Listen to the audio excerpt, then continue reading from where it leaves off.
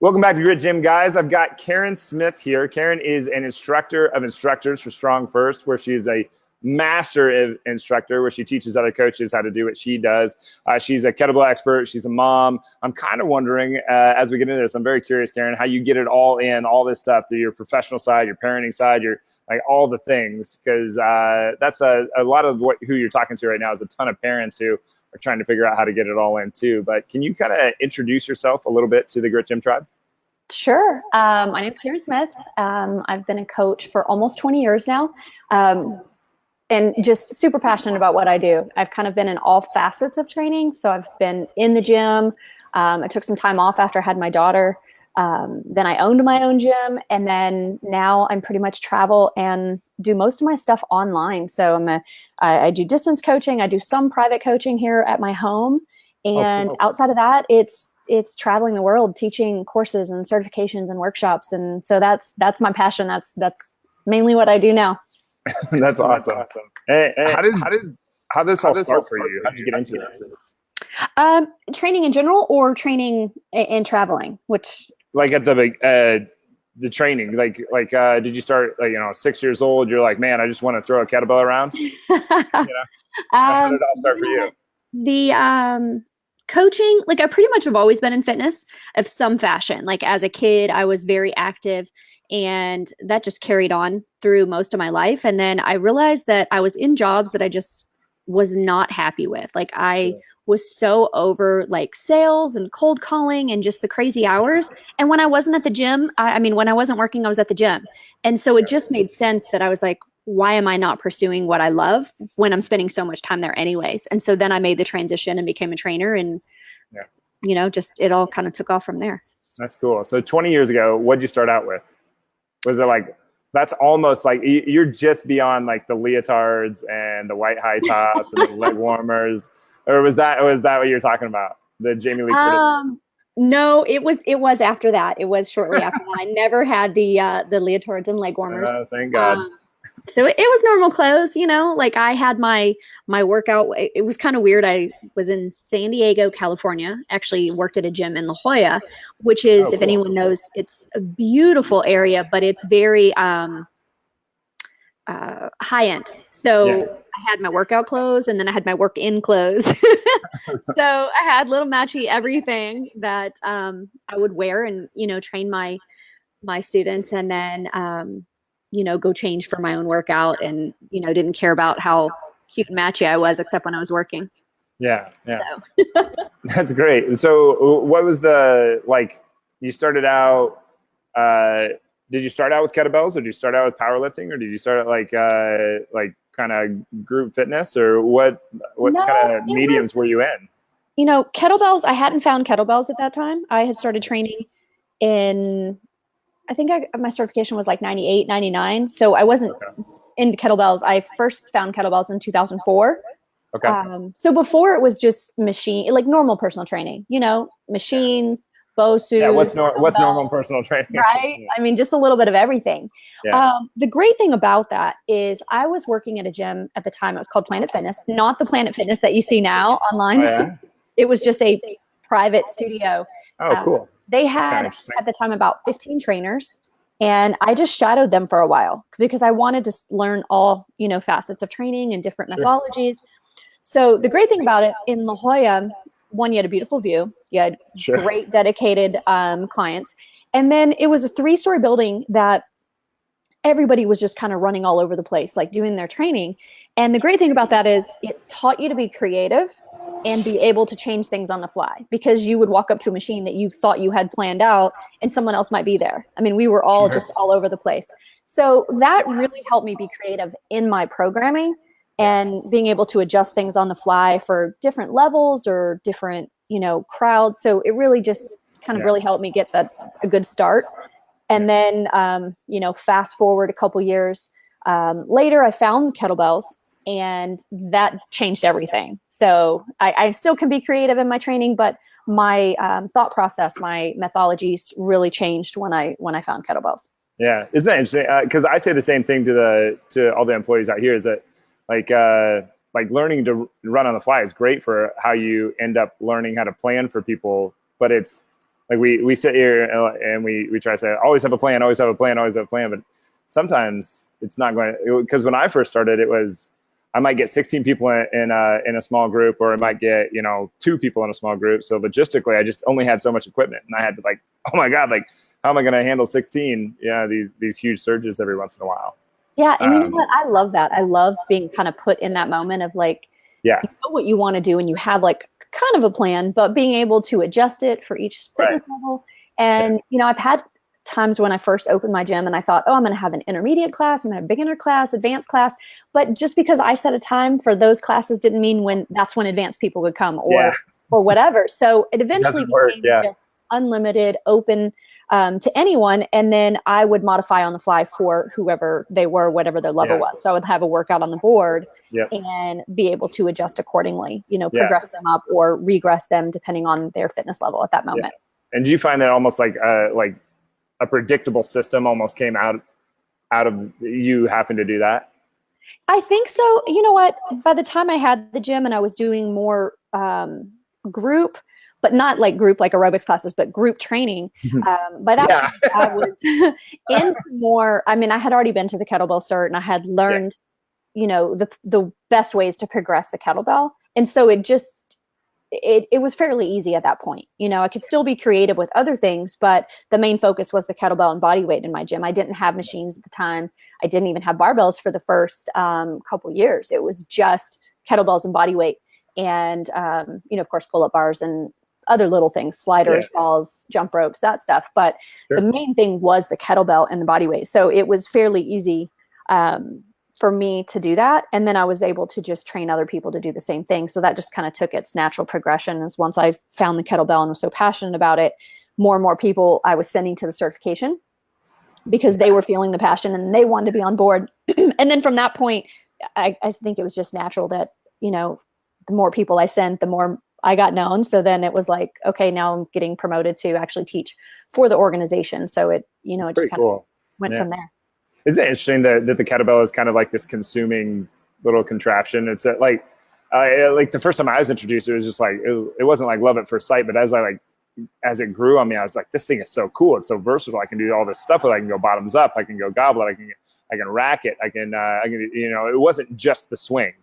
There was so much to it. It was unbelievable how much difference it made to play around with this thing. And how, I agree. It's so efficient. Training. Yeah. And I remember the first time I saw them, I was training at that private studio in La Jolla. And I was also selling Brazilian workout clothes at the time. It was just something I did on the side. And I met this lady who was like, oh, I'm opening this gym. It's this thing called the kettlebell. And I was like, oh, that's a fad. I'm sure that's going to, let's see if that takes off, right? I mean, it was just that thing. I was selling her clothes and she was talking about this new tool and I had never seen it. But also right about that time I was pregnant and I was about to have my daughter. And so I took some time off, and it wasn't until, fast forward, my daughter I think was about 3.5. I stayed home with her for a while and then just did some training with like playgroup moms and stuff like that. Kind of my own version of stroller strides, just to get out and work out in the park. And then fast forward, the military moved us from San Diego to DC, and I was living at the Golds because it was snowing. I didn't know anyone. I was like living at the gym, and I found a guy that was doing kettlebells, and I was like, okay, I need someone to just be my trainer for a while and take my mind off this miserable place that I'm living. At least that's how I felt, because I was like, oh, San Diego, why am I having to leave this place? And so then that's where that kind of took off. I hired him to be my trainer for a little while and saw how efficient it was and how much less time I had to spend working out if I were using the kettlebell. And he got me to go to the cert, and then like the rest is history. I mean, I never looked back from that point. Yeah, that's pretty cool. Yeah. And you're still using it too. So it's not a fad. This is like 20 years later. It's not a fad anymore. Yeah. I am definitely still using it. My main things are kettlebell and body weight. And then of course I do the barbell. It just depends on, what I'm training for at the time. Yeah, totally. I definitely don't think I think it's very interesting to see gyms that call themselves the kettlebell gym. It's like, you never see the barbell gym or the dumbbell gym, or, it's just kind of an interesting thing that like kettlebells have this hold, but they're still, they are just amazing. Yeah. And you know what? I did the same thing. I mean, when I really dove into the kettlebell, my gym was a kettlebell gym. And I think part of that's marketing at the time. Oh yeah, at the time it worked because it was its own little niche. Absolutely. In Virginia, there were no kettlebell gyms. I was the first one there. So, I mean, it was like, how do you market it? It's the new thing. And so I called it Kettlebell Elite because I wanted it, people to know that it was the kettlebell gym to go to. And then, shortly after that, people started, kind of coming in and liking it and copying it and taking it to the other gyms. And it's funny that we're talking about this because earlier today, I was answering someone on social media. They were asking like what type of flooring to put into their gym. And so I was doing not a Google search, but a search on my email and came across the article that I had written like as I first was opening my gym. And it was like, okay, fast forward 1 year, like from getting certified to having this gym and all the facets and how quick it grew. It was all really by word of mouth being a new thing in that area. And I got lucky because I was in a military town too. So it just kind of took off from there. So it was kind of neat that I just came across that today, and then we're sitting here talking about it. That is pretty cool. Yeah. I think that there's an interesting thing there too about I'm getting a little playback, so I'm having trouble talking. But about people copying you. Like you didn't say that with any disdain, and I never do either. When people copy what we do out here, it's just like, no, you should please do everything that we're doing here. Please take that and use it in your own space. Like don't. Yeah, absolutely. You know what? The knowledge or with the wisdom or any of this stuff. I think early on I had it was something I had to learn because when I first was trying to grow my business, it would bother me a little bit in the beginning because I felt like I was bringing something new.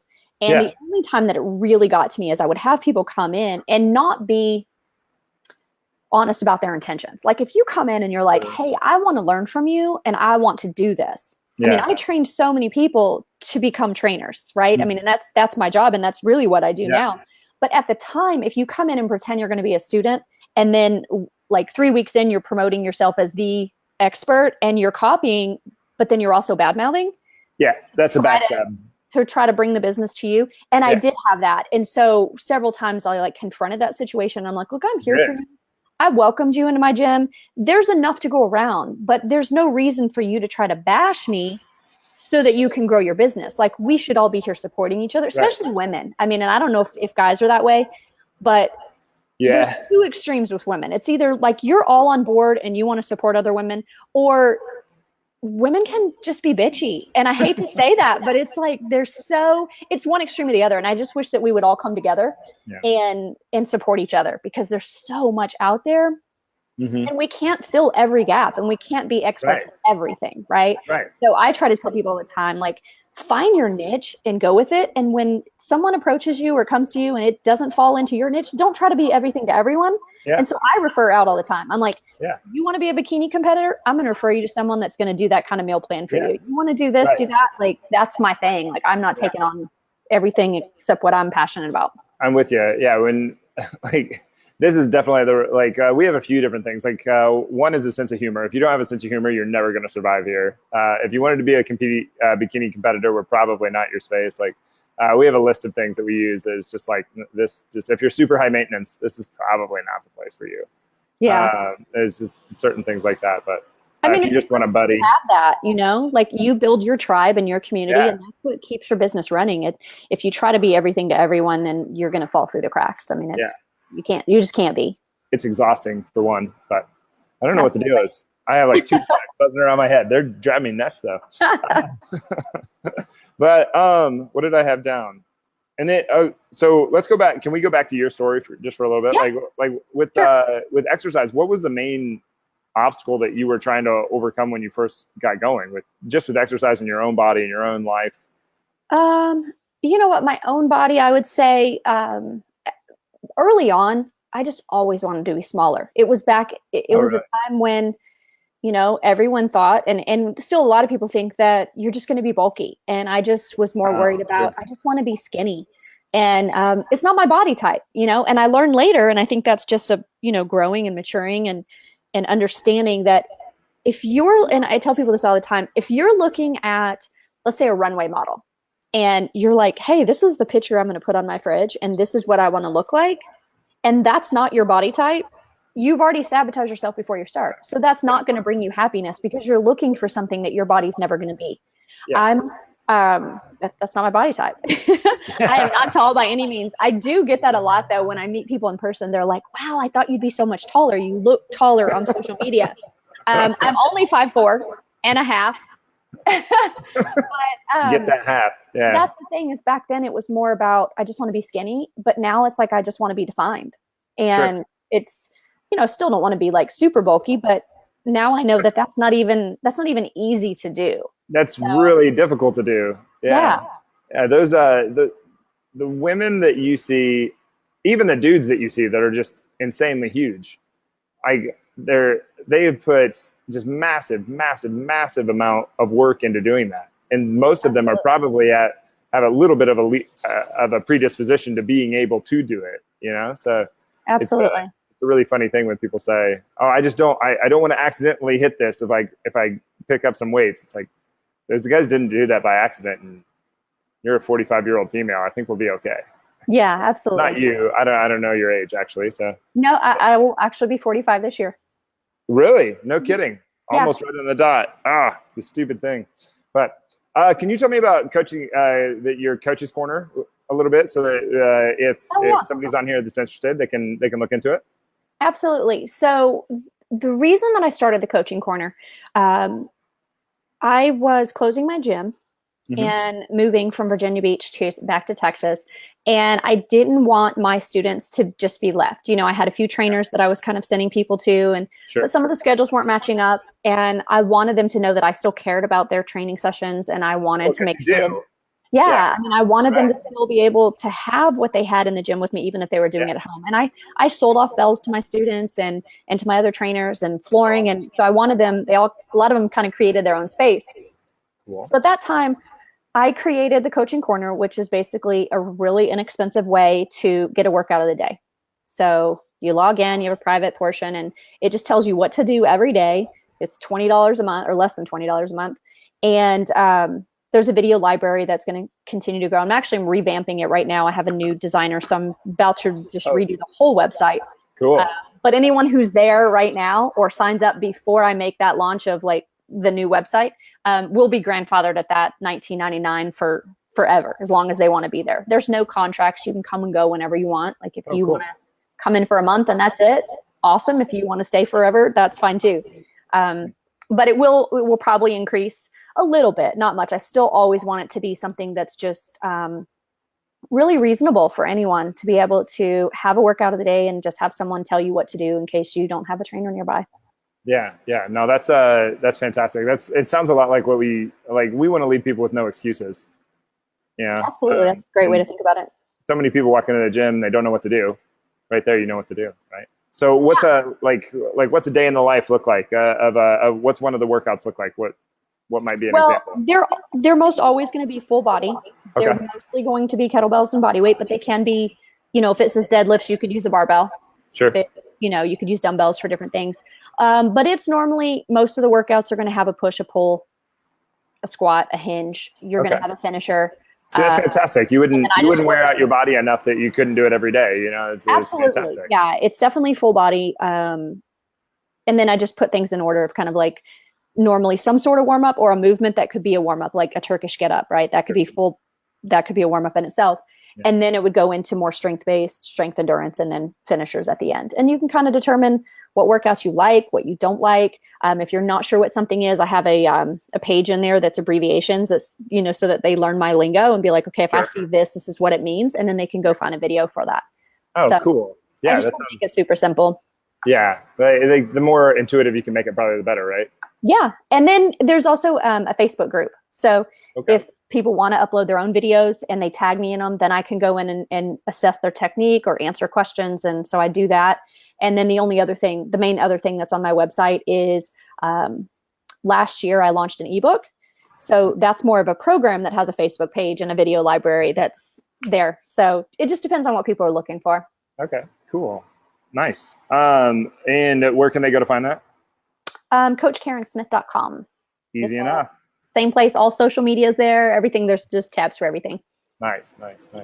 And just out of curious,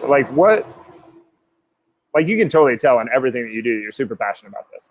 Like even when you go into your own workouts, your attention to detail is just like, this matters, you know, on your social media, when you're doing stuff, like when you look through your Instagram page and watch some of your videos and you're just like, obviously like she cares what goes on. Like, why do you think what do you think started the whole, like that you care about yourself doing these things, but also helping other people do them? You know what? I think that it's as I age and, you know, I've had my own injuries and stupid things early on. But I just realized that if we're all wanting to look at this as a lifelong journey and we want to be strong for life, you have to care. You can't just beat yourself into the ground all the time and think that you're just going to keep going. You're going to have setbacks. Now, you may have setbacks anyways. I mean, like for me, almost 2 years ago, I had to have an elective surgery. I was at high risk for cancer. And so that set me back, and it's still been a setback. I mean, it's taken longer than I expected. And so I try not to get down about it, but I just feel like technique is so important. It's more important than anything else. Like you can't, like Gray Cook or Brett Jones with the FMS says, like, you don't want to build fitness on top of a dysfunction. Like you need to work that dysfunction first. So I try to use baselines. That's my biggest thing, is knowing things about myself, either my mobility or my strength, that I can assess on a day-to-day basis, and then read the signs. Did I get a green light? If a green light means go ahead with your training. A red light means, okay, let's reassess this. Let's see if we need more corrective today.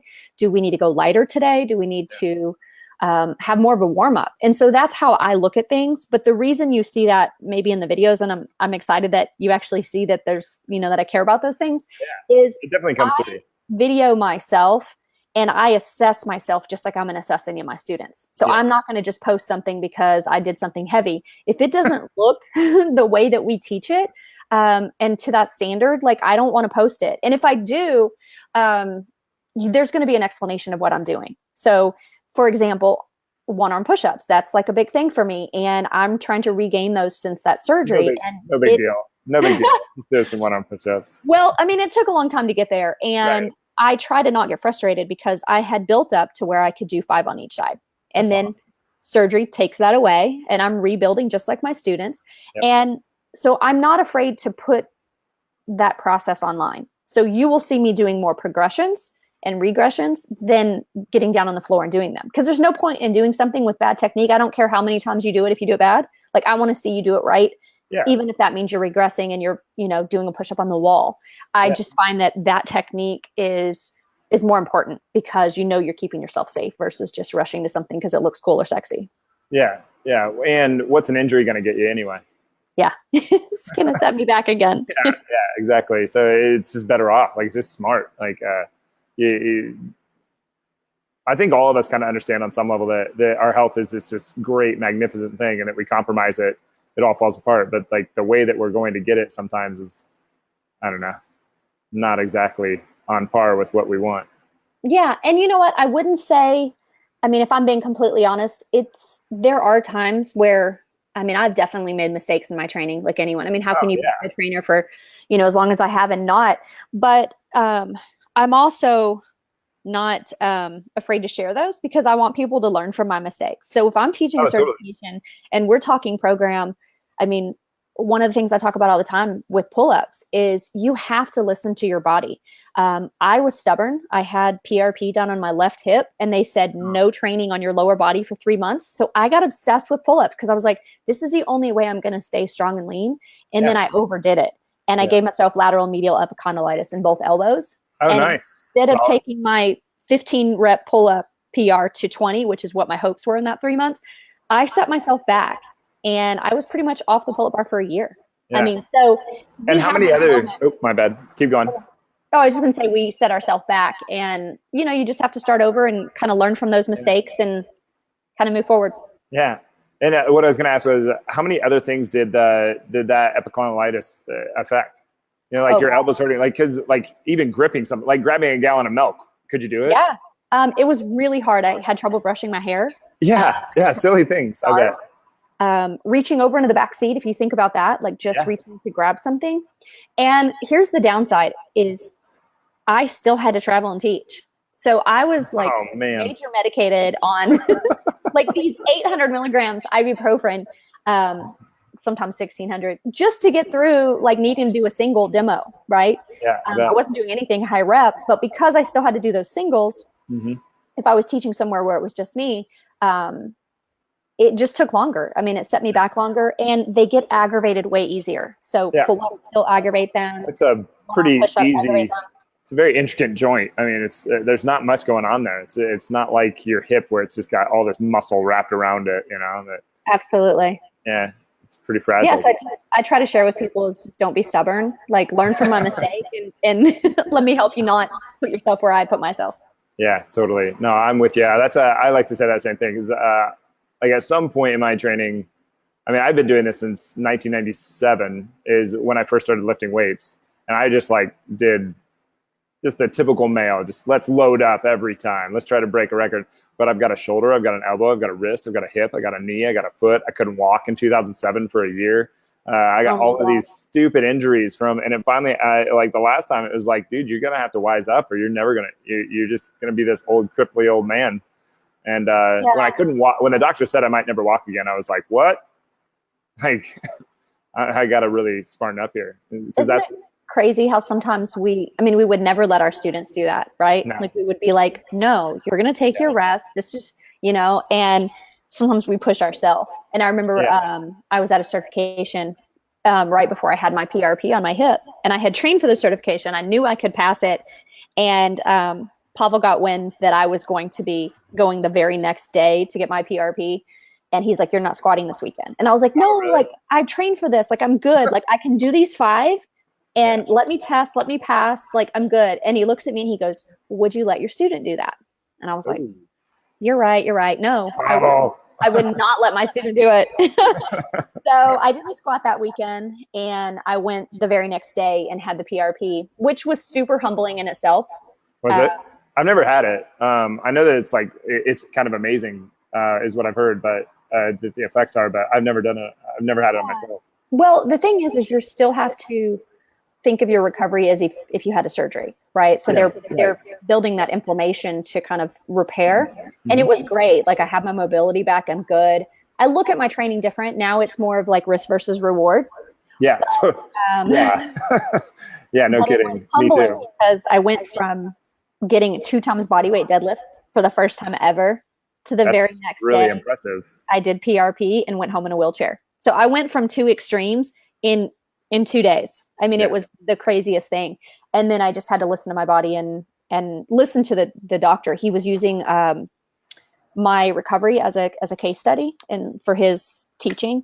And so I really just listened to what he said. And except obviously I was doing pull-ups because, I felt like at that time, oh, I can't lose all this strength that I've built.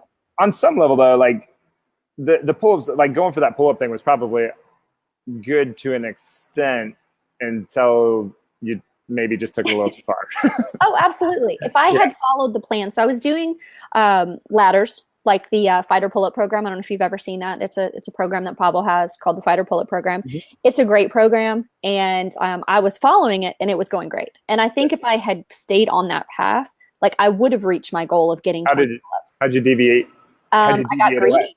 I got so greedy. So for example, let's say the fighter pull-up program, let's say I had 15 pull-ups at the time. So I would have started at like 13 and then you do ladders. So it would be 13, 10, 8, so on, right? And it's normally 5 sets and then you ladder down. Where I got greedy is when they got easy, I started doing more. So I did 13 pull-ups, 13 chin-ups, 11 pull-ups, 11 chin-ups. And so I would go all the way down. You could get 2 sets of 13 chin-ups.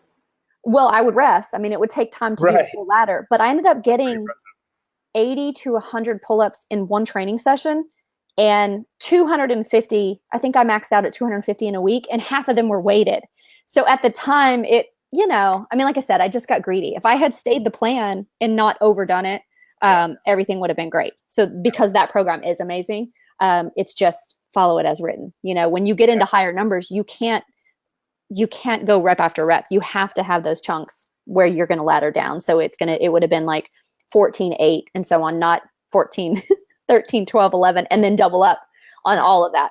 Yeah. I think we've all done that at some point. like, oh no, I feel really good today. And you try to go for something. It's like, well, you were supposed to go for your max in 2 weeks, but you ruined it because you went for it today. And now your back hurts real bad. Yeah, absolutely. Or whatever it is. PR all the time. And that, you know what?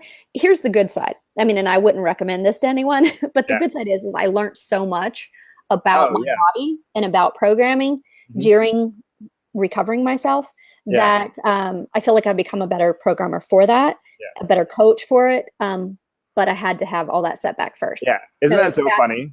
The hard part. Like it's the advice you'd never give to anybody, to say, you know what, to be a great coach, you should go out and ruin your body. Like go out there and get injured a whole bunch. Yeah, it's really bad, but it's happening. You know, I had to learn about rehab, and I worked with a lot of physical therapists. So what I like to do now is I try to bridge that gap between the two. Like I've had people come to me straight from being released from physical therapy, and then the process to get them back to square one, it can be quicker, but it's way much smarter now. If that sounds weird, it doesn't sound smart the way that I said that, but it's way smarter than it. If the grammar police come after you, I'll set them down for you. No. Yeah, so I can't get people there quicker, and I love working with physical therapists and kind of bridging, you know, like the gaps of what we do in body weight and kettlebells and how it can help people get back quicker. Yeah, because regardless of how you look at it, we're both in the health, like the health scenarios, right? So there's a Venn diagram somewhere where there's like this gray area between, are you towards physical therapy, or you know, bridging that gap. I think that's excellent. Yeah, I think it's so important too, because I think, and this is no bash on new trainers, because I was there, we were all there at one point. Oh, yeah. But I feel like when you're new, there's so many people that just feel like they need to beat their client into the ground. Right? And anybody can make way to lose a client. Vomit, right? I mean, how hard is that? But that's like how you're seen in the beginning. It's like, oh, I have to beat them up, when really we should all be looking for their lifelong journey and helping them reach their goals and not have setbacks, and waiving the load and understanding, you know, some days your body needs less and you need correctives and mobility work to make sure that you can build the strength that you need. Yeah, the longer I go with this, the more it's just obviously apparent that it's more of a coaxing of what you want and less of a forcing when it comes to your body. It's an amazing thing. I mean, it's just so intriguing and fascinating. Yeah, absolutely. And you know what? I'm sure you understand this, and then other people, like when you have a business and you're trying to run a gym, you're going to have people come in that they think they know what they want. They're hiring you because you're the expert, but they still kind of want what they want. Yeah. And so I'll tell people all the time, it's like, well, you want to keep your doors open. You can't like scare everyone away by being like so nitpicky. So in the beginning, until you earn their trust and you can build on and give them more of what they need, you give them a little bit of what they want and a little bit of what they need. And then you start peeling those layers back. And then eventually you can be like, look, dude, like, what did you hire me for? Did you hire me to get you strong, or did you hire me to entertain you? Because I can do both. But if you want to reach that goal, then you need to let me take you there. Let me guide you there. And it's not just to beat into the ground. But the thing that always cracked me up the most in that aspect is, in the beginning, I would put them through this whole workout. And of course, any bit of kettlebells, anyone who knows the proper way to do kettlebells, you know you're working your abs. Oh, yeah. In almost every exercise. Yeah. But then we get done with our whole 45, 50 minutes of class, and they would be like, can we do abs? Can we do abs? I'm like, sure, let's burn out your abs. You know, because they're like, I want to feel that burn. And that's great sometimes. Like but, the tricep kickback. You know, like, we benched today. We did this and this and this and this. And then we want to end with some tricep kickbacks. Like, what? Yeah. So, you know, you give a little bit, but then eventually I think you earn their trust, and then they're like, tell me what to do. And they just take it all in. But you have to kind of tread lightly in the beginning. Otherwise you scare people off. If you're nitpicking, they're going to go to someone who's just going to give them that workout and just beat them into the ground, because so many people think like, well, if I wasn't drenched in sweat, if I wasn't feeling the burn, if I wasn't vomiting, then I didn't get a good workout.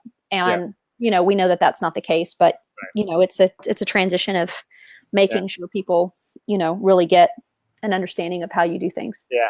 Yeah. And I really hope that, because I really like the FMS and that kind of stuff. And I really hope that people at some point realize that the rotary stability is your abs, you know, like, absolutely, like that is your core. They make that connection, you know, it's like, oh, but Well, real quick before we wrap up, where can we revisit where people can find you so we can hit that twice so that Yeah, 'cause we're absolutely. right in the middle when we went. when we Oh, said- okay. Yeah, last time. super easy. CoachKarenSmith.com. On my website, you can get from there to the store for the ebook. You can get there to the coaching corner. You can get to all social media. I have Twitter. I don't use that too much. Mostly Instagram, a little bit I don't Facebook. Twitter is too overwhelming for me. It's like I get on there and I'm like, what is this? Yeah. And you know what? I'm everywhere. So if someone looks online and they see that I'm, in their town and they want to meet up or train or whatever, like hit me up. Like I love being social and meeting new people and just having training partners sometimes. So I'm kind of everywhere, but let's see, next week I'll be in Brazil, doing a quick body weight cert over there and have some great translators and assistants meeting me there. You didn't learn Portuguese for that one? I have not learned Portuguese. No. So they'll be translating. And then after that, I have a cert coming up in Dallas and then I head off to Italy and yeah, everything else is listed there. I can't keep up, but it's got some good places to go. That's really cool. That's awesome. Well, thank you for taking the time. I really appreciate it. This is fantastic. You're great on video, by the way. I know you just got done working out and you're a little like, oh, I don't know about this. I just thought this wasn't just audio, but yeah, I was like, well, it is what it is. You're a little too pretty to look bad. So, thanks. There's that too. But anyway. Well, I appreciate you having me on and this has been fun and hopefully, your viewers will get something out of it. Yeah, I'm sure they did. But anyway, thanks for being on. We'll see you soon. All right. Thank you so much. Yeah.